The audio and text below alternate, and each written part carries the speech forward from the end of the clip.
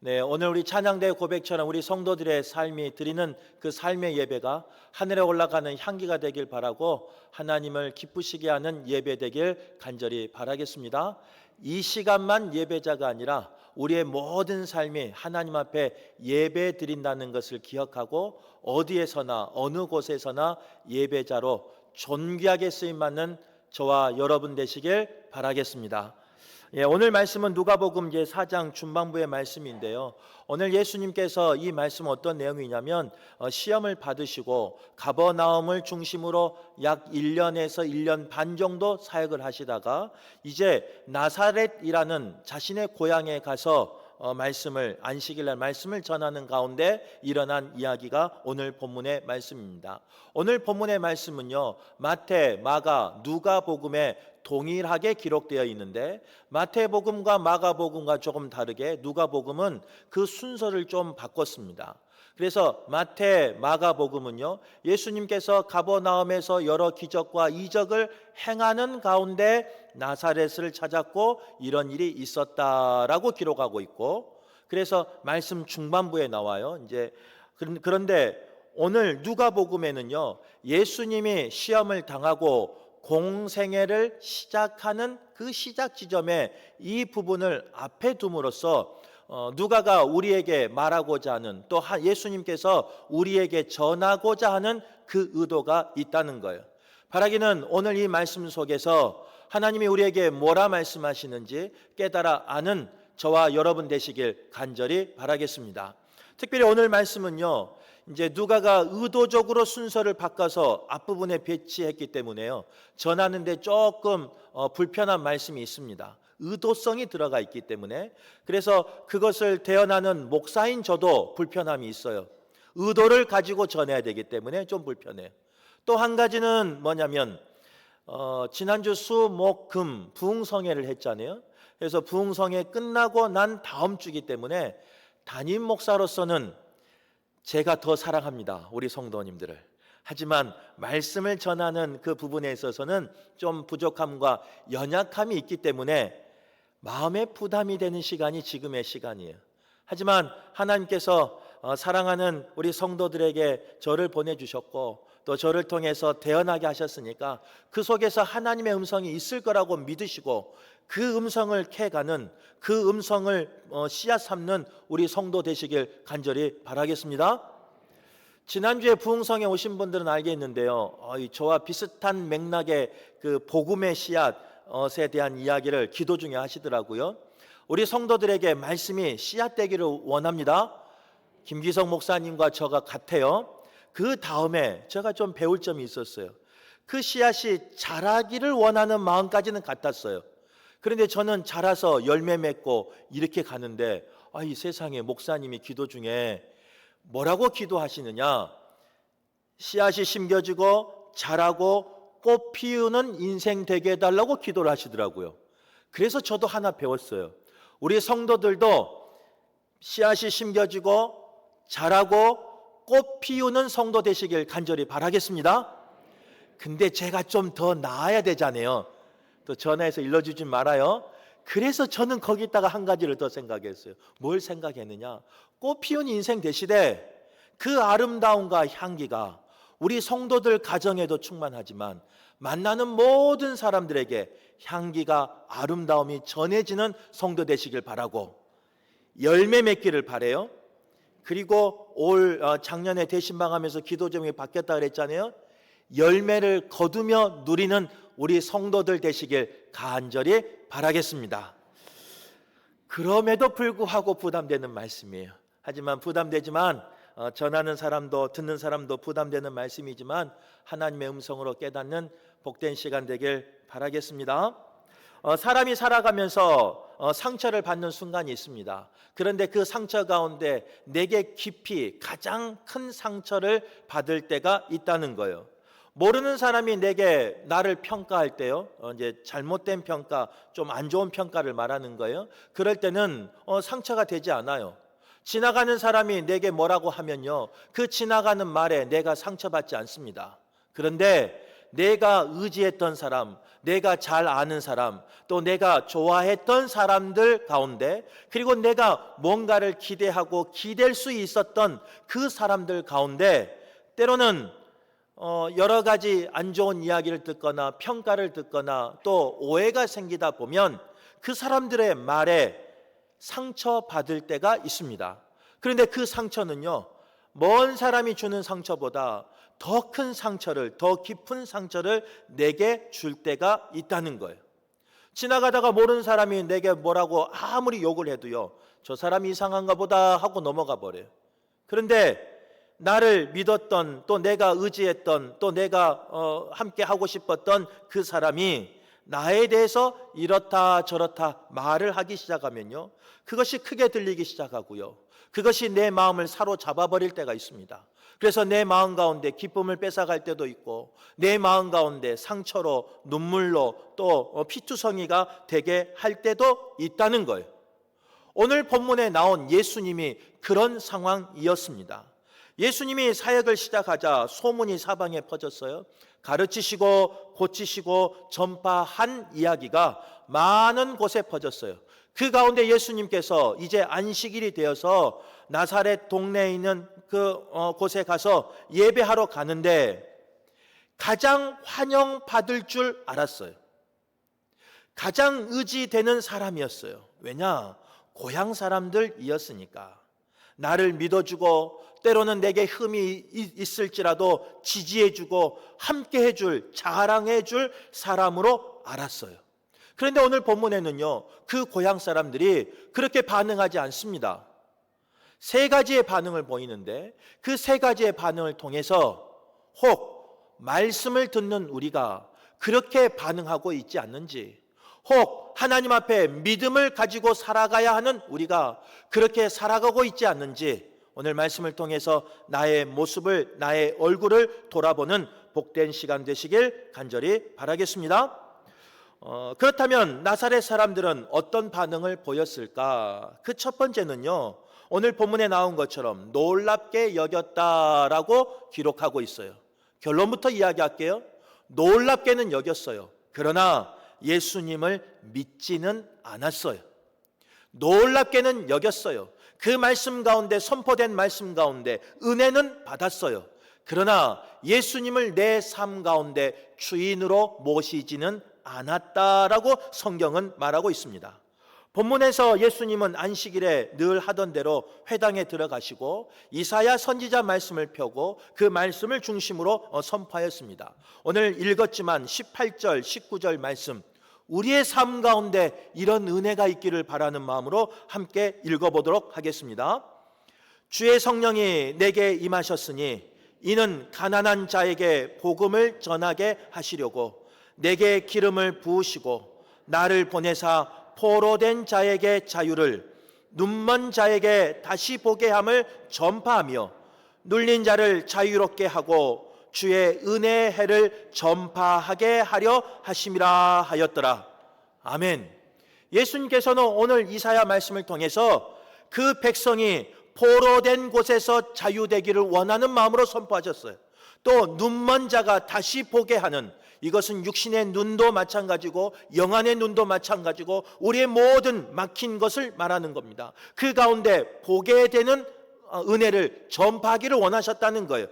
또 눌린 자에게 자유케 함을, 그리고 주의 은혜의 해를 누리기를 원하는 마음으로 전파하셨다, 이렇게 말씀하고 있어요. 오늘 산부 예배 나온 우리 성도들에게 이런 은혜가 있길 간절히 바라겠습니다. 자유케 되는 복이 있기를 바라고, 눈이 띄어지는 복이 있기를 바라고, 또 은혜의 해를 누리는 성도 되시길 간절히 바라겠습니다. 신정이 지났지만 우리는 구정이 또 오잖아요. 다음 주잖아요.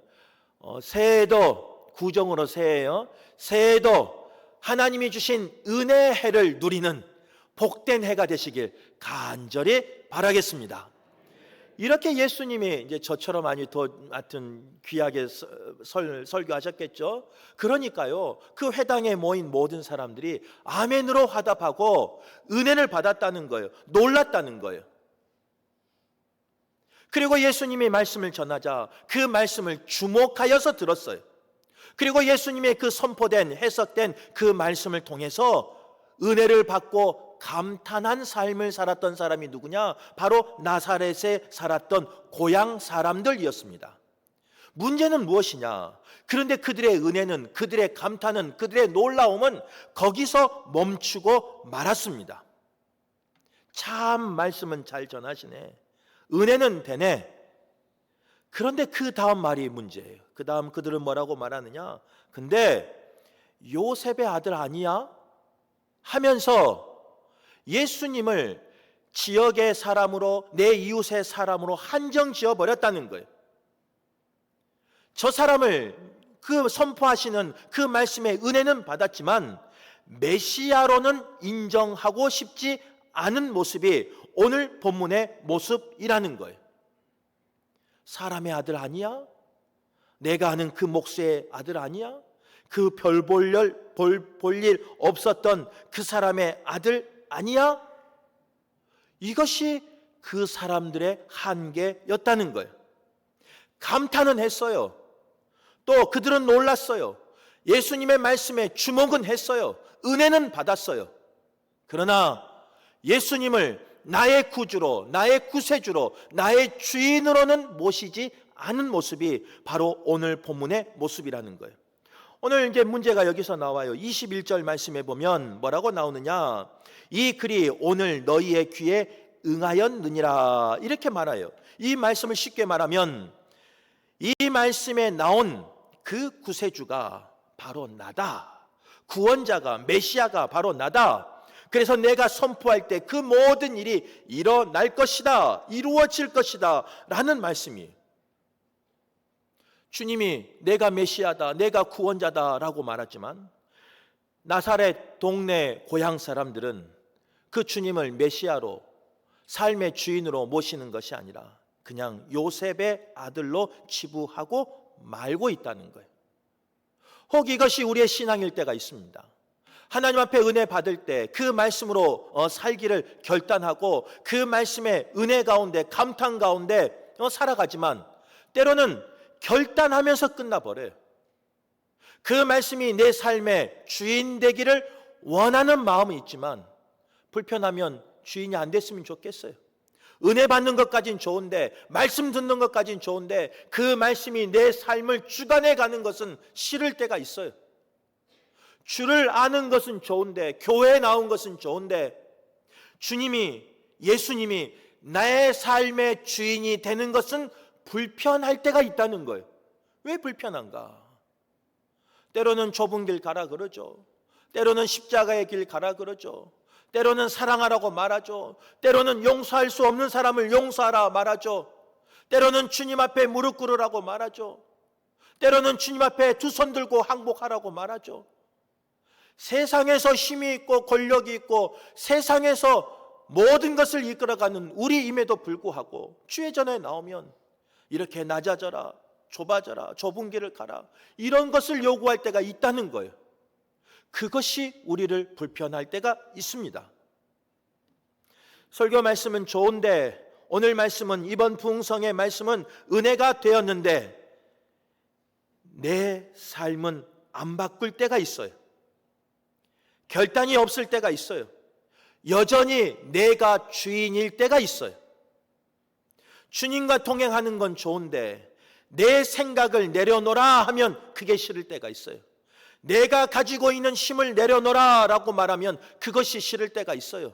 내게 있는 그 영향력을 내려놓으라 라고 말하면, 그리고 주님을 주인으로 삼으라 라고 말하면 그것이 불편할 때가 있다는 거예요. 금호교회는 좋은데, 옆에 있는 성도들은 좋은데, 목사는 좋은가 안 좋은가는 모르지만 하여튼 그런데 하나님의 말씀대로 살아가라, 이것은 불편할 때가 있는 게 우리의 모습일 때가 있습니다. 그런 우리에게 부흥회가 끝난 이 시점에 이 말씀을 주시고, 또 앞으로 예수 그리스도의 그 공생의 사역을 시작하기 전에 먼저 이 말씀을 주신 이유가 거기 있다는 거예요. 말씀을 은혜 받기를 바래요. 말씀 가운데 충만하기를 바래요. 그런데 거기서 끝나지 마세요. 그 말씀이 내 삶의 주인 되어서 그 말씀이 내 삶의 여정을, 내 삶의 인생을, 내 삶의 인생의 그 항로를 이끌어가는 주인 되는 말씀 되길 간절히 바라겠습니다. 그래서 때로는 그 말씀이 내 삶의 주인이 되어서요, 좁은 길로 인도할 때도 있고, 그동안 보았던 광야길로 인도할 때도 있고, 폭풍우 가운데도 머무를 때가 있겠지만, 신실하신 여호와 하나님을 기대하고 그 하나님을 끝까지 믿음으로 나아가서 은혜의 해를 누리는 우리 모두가 되시길 간절히 바라겠습니다. 두 번째로, 이들은요 놀란 데서 끝나지 않아요. 오늘 말씀에 보니까 화를 냈다, 화가 났다 이렇게 말씀하고 있다는 거예요. 왜 화가 났을까? 말씀이 내 자존심을 건드렸기 때문에 화가 난 거예요. 예수님은 그들의 마음을 아셨습니다. 그래서 오늘 본문에 보면요, 엘리야 선지자를, 엘리사 선지자를 인용하면서 그 시대 이야기를 꺼내 들어요. 영적으로 암울했던 엘리야 선지자와 엘리사 선지자 이야기를 하면서 그들의 그 마음을, 자존심을 하나님의 말씀으로, 역사로 건드려 버려요. 이스라엘 안에 많은 과부가 있었다는 거예요, 엘리야 시대 때. 그런데 엘리야는 이스라엘의 과부 가운데 은혜를 베푸는 것이 아니라 이방 땅인 시돈 땅으로 가서 사렙다 과부에게 은혜를 베풀었다라고 그들에게 말을 해버려요. 또 엘리사 선지자는, 선지자 시대는 이스라엘에 많은 문둥병자가 있었지만 선택받은 선민이라고 생각하는, 하나님의 자녀라고 생각하는 이스라엘 백성에게 고치신 것이 아니라 수리아 사람 나아만 장군, 이방 사람을 고쳤다라고 말을 해버려요. 이 말은요, 이스라엘 사람들의 자존심을 건드는 말이에요. 우리는 하나님 앞에 선택받은 사람이고, 우리는 하나님 앞에 은혜 받은 사람이고, 우리는 아브라함과 이삭과 쭉 해서 다윗의 계보까지 그 혈통을 이어온 하나님의 자녀라는 그런 의식이 있었는데, 예수님은 엘리야 선지자, 엘리사의 선지자 그 시대를 이야기하면서 아니라는 거예요. 은혜는 너희에게만 있는 것이 아니라 다른 사람에게도 있다라고 말하면서, 더 나가서 엘리야 시대와 엘리사 시대는 너희에게 은혜가 임한 것이 아니라 이방인에게 은혜가 임하였다라고 예수님이 말씀하고 계신다는 거예요. 얼마나 자존심이 상하는지. 안 그래도 은혜를 못 받는 것도, 안 그래도 그런 특권을 누리지 못하는 것도, 하나님의 자녀로서 그 모든 것을 누리지 못하는 것도 서운한 상황인데, 꼭 그것을 꼬집어서 예수님이 말씀하시니까 그 말씀이 나사렛에 있는 이스라엘 백성에게, 고향 사람들에게, 특별히 안식일에 예배하고 있는 그 사람들의 마음의 자존심을 건들고 말았던 거예요. 나사렛 사람들은요, 자신들이 기대하는 메시아는 어떤 사람이었느냐? 지금 우리를 압제하고 있는 로마를 물리칠 수 있는 정치적인 힘이 있는 메시아를 원했습니다. 또 메시아는 선택받은 우리 이스라엘 백성만을 위한, 우리만 사랑해주는 그런 메시아를 원하고 있었어요. 그런데 예수님께서는요, 오늘 말씀을 통해서 하나님은 이방인에도 은혜를 주신다라고 말하니까 얼마나 자존심 상해. 그런데 그 모습이요, 나사렛 동네 예수님의 고향의 사람들만 그런 게 아닙니다. 이 시대를 살고 있는, 예배하고 있는, 말씀을 듣고 있는, 말씀을 전하는 저와 우리의 모습일 때도 있다는 거예요. 하나님의 말씀이 은혜가 될 때는 참 좋아요. 그런데 하나님의 말씀이 내게 원하지 않은 방법으로 응답이 된다면 싫을 때가 있어요. 불편할 때가 있어요. 특별히 하나님의 말씀을 가지고 나의 신앙의 모습을, 나의 경건의 모습을, 나의 헌신의 모습을, 내가 가지고 있는 그 직분을 건들면서, 흔들면서 자존심을 상하게 해버린다면 우리는 나사렛 사람들처럼요, 화낼 때도 있습니다. 성도들 이야기하는 게 아니에요. 앞에 있는 목양하는 하나님의 일을 한다고 하는 저의 모습이 그럴 때가 있어요. 성도들이 인정해주고 지지해주고 박수 쳐주고 격려해주면요, 그냥 신이 나요. 어린아이처럼. 그런데 성도들이 오해하고 때로는 속상하게 하고 때로는 마음 상하게 하고 때로는 목사에게 말씀 가지고 자존심 상하게 하고, 아직은 없어요. 그런데 그러면요, 목사인 저도 자존심 상할 것 같아요. 목사인 저도 화날 것 같아요. 그게 오늘 나사렛 사람들의 모습이라는 거예요. 그런데 그런 상황 가운데 우리가 선택해야 될 것은 뭐냐? 화냄이 아니에요. 분냄이 아니에요. 때로는 하나님의 말씀이 들려서 선포되어서 누군가를 통해서 그 말씀의 뜻을 알아서 내 자존심을 건들 때, 내 속에 있는 죄가 들춰질 때 우리는 어떻게 해야 되느냐? 그것을 숨기려고, 그것을 감추려고 분노하며 화내는 나사렛 사람이 되는 것이 아니라, 하나님이 들춰내실 때, 때로는 부끄럽게 하실 때, 때로는 자존심 상하게 하실 때 그 말씀 앞에서 무릎 꿇고 회개하는 사람이 되어야 한다. 오늘 본문은 말씀하고 있다는 거예요. 바라기는 목회하는 목사가 그런 목사 됐으면 좋겠어요. 살다 보면 연약함이 있죠. 부끄러움이 있죠. 사람의 모습, 사람의 냄새 나죠. 실수가 있죠. 잘못 결정할 거 있죠. 하나님이 때로는 말씀으로 말씀하시면 끝까지 고집 부리는 목사가 아니라 그곳에 무릎 꿇고 회개하는 목사 됐으면 좋겠어요. 하나님이 때로는 성도를 통해서 말씀하시면 끝까지 고집 부리며 나가는 목회가 아니라 하나님의 음성으로 듣고 그곳에서 무릎 꿇고 회개하며 돌이키는 목사가 됐으면 좋겠어요. 때로는 하나님께서 여러 가지 상황을 통해서 말씀하신다면 그 상황을 통해서 목사인 저의 자존심을 건드려 버린다면, 목사인 저의 자존심을 상하게 한다면, 화내는 목사가 아니라, 분노하는 목사가 아니라 하나님이 내 자존심을 그 말씀으로 건드리셨다면 부끄러워도 창피해도 그곳에서 무릎 꿇고 회개하고 돌아오는 그런 목사 되길 간절히 바랍니다. 늘 이야기하잖아요. 좋은 교회는 목사만 그렇게 살면 돼요? 아니에요. 부족한 저도 그렇게 살려고 하니까 오늘 예배한 우리 성도도 그런 마음으로 하나님 말씀 받기를 간절히 바랍니다. 하나님 말씀이 내 마음을 찌를 때, 내 자존심을 건들 때, 내 죄를 들춰낼 때 부끄럽죠. 부끄러워요.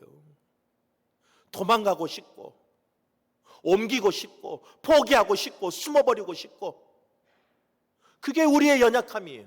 그러나 오늘 말씀을 통해서 우리가 깨달아 알아야 할 것은 화냄으로 그 부끄러움을 감추는 게 아니에요. 분노함으로, 감정으로, 숨어버림으로 그것에 대해서 숨겨버리는 게 아니에요. 자존심이 상해도 부끄러워도 주의 말씀에 순종하며 나가는, 주의 말씀이 내 삶의 주인이 되는 복된 성도들 되시길 간절히 바라겠습니다. 그렇게 살기 어려워요. 내 자존심이 상하니까, 내 자존심을 누가 건드려 버리니까 어려워요. 하지만 그 길만이 살 길이에요. 그 길만이 내 삶의 주인으로 모시는 길이에요. 오늘 예배하는 우리 모두가, 저를 포함한 모두가 자존심 상하는 일이 있을지라도, 속상한 일이 있을지라도, 숨기고 싶은 일이 있을지라도 화냄으로 그것을 감추는 것이 아니라, 숨어버림으로 회피하는 것이 아니라 주의 말씀에 순종함으로 말씀을 주인 삼는 우리 모두가 되시길 간절히 바라겠습니다. 세 번째로, 여기까지도 이 나사렛 사람들이 문제잖아요. 은혜의 말씀 들어서 내 뜻하고 좀 다르다고 화낸 게 문제죠. 내 자존심 건드렸다고 분노를 표출한 건 문제죠. 여기도 문제인데 진짜 문제는 세 번째예요. 그들이 어떻게 행동했느냐? 예수님을 거부하고 예수님을 제거하려고 밀쳐 떨어뜨리고자 하였다라고 성경은 말씀하고 있어요. 분노는 점점 커져서 이제 예수님을 동네 밖으로 끌고 나가 밀칩니다. 그리고 낭떠러지에 떨어뜨리려고 하는 그런 곳까지 가버리고 말았어요. 처음에는 그 말씀이 선포될 때 놀랬어요. 감탄했어요. 그런데 그 말씀이 내 삶을 불편하게 해요. 그 가운데 분노해요. 그 가운데 회개하고 돌아왔으면 참 좋을 건데 그렇지 않아요. 너와 나는 생각이 다르고 색깔이 다르고 결이 다르니 밀쳐버려요. 그리고 제거하려고 해요. 누가? 안식일에 예배했던, 안식일을 지켰던, 안식일에 말씀을 들었던, 내 편이 되어 주어야 했던 고향 사람들이 그랬다는 거예요. 처음에는 잘 듣습니다. 하나님의 말씀을. 그리고 그 속에서 선포된 하나님의 음성을 들으려고 합니다. 은혜를 받습니다. 은혜 받았다 고백이 있습니다. 그런데 그 다음은요, 시간이 지나면서 우리의 신앙은 어떻게 변해버리느냐?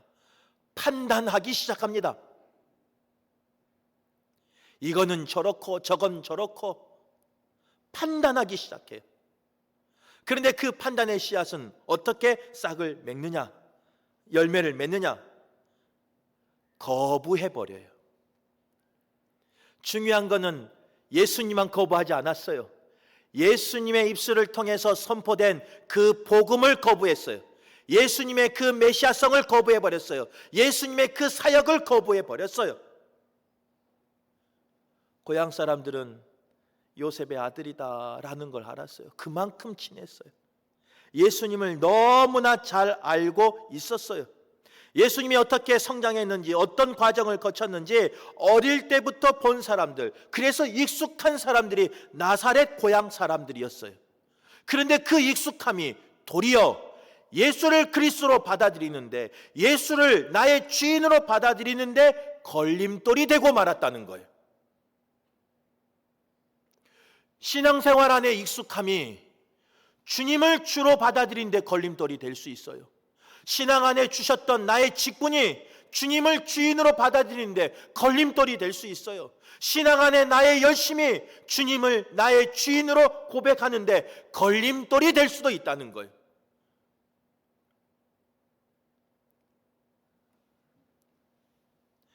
바라기는 오늘 예배한 우리 모두가요, 예수님을 안다고 하는 그 익숙함에서 벗어나 예수님을 믿을 수 있는 저와 여러분 되시길 간절히 바랍니다.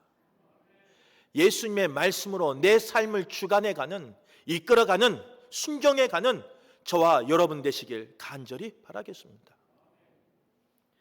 요즘 문득문득 계속, 요즘이 아니죠, 몇 년, 한 재작년부터인가 계속 생각나는 그 전에 저를 이끌어 주셨던 목사님의 그 이야기가 들려요. 생각이 나요. 그 목사님이 뭐라고 말씀하셨느냐? 동생, 하나님의 말씀에 순종해야 돼. 그런데 살다 보면 순종이 안 될 때가 있어. 그때 복종해야 돼 라고 말씀했어요. 제가 좀 어렸을 때는요, 그 말이 그렇게 싫었어요.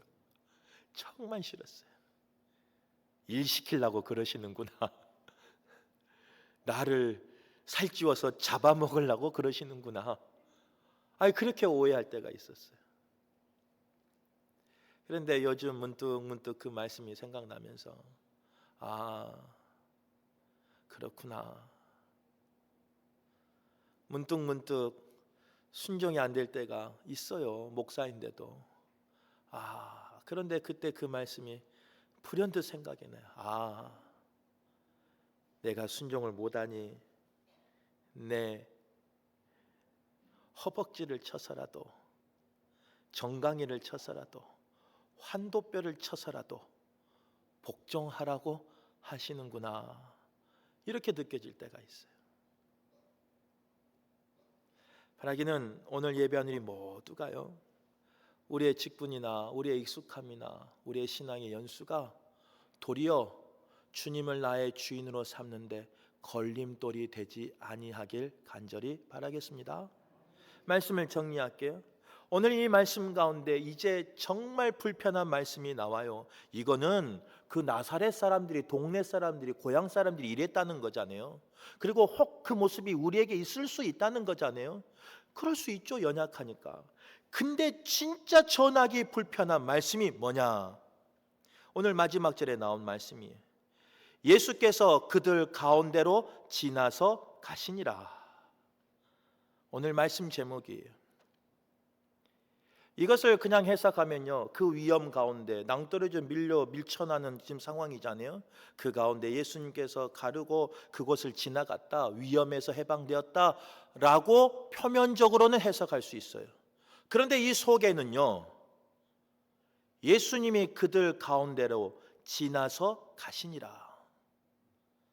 말씀으로 말해도, 상황으로 말해도, 선지자의 그 상황을 통해서 이야기를 해도 듣지 않고 깨닫지 않고 돌이키지 않으면 적어도 오늘 말씀에서는 주님은 고향 사람이지만, 내 편이지만, 내가 세워야 할 사람이지만, 내가 기억해야 할 사람이지만 지나가버리십니다.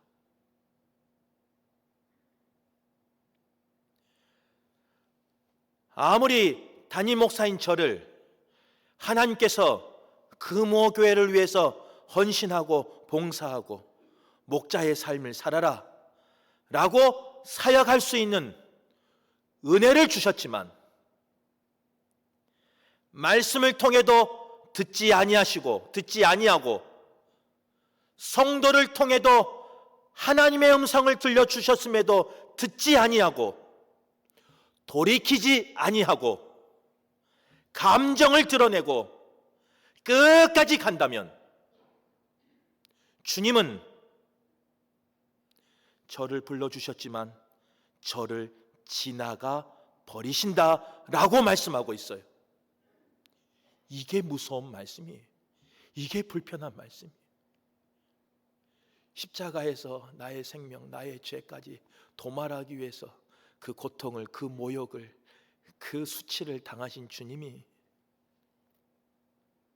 인류를 구원하기 위해서 그 모든 십자가를 짊어지고 가신 그 주님이 오늘 말씀에 의하면 은혜를 받았음에도 불구하고 말씀대로 살지 아니하고 그 말씀에 순종하지 아니하고 복종하지 아니하고 나의 감정을 드러내고 주님의 말씀에 끝까지 밀쳐낸다면 지나서 가시니라.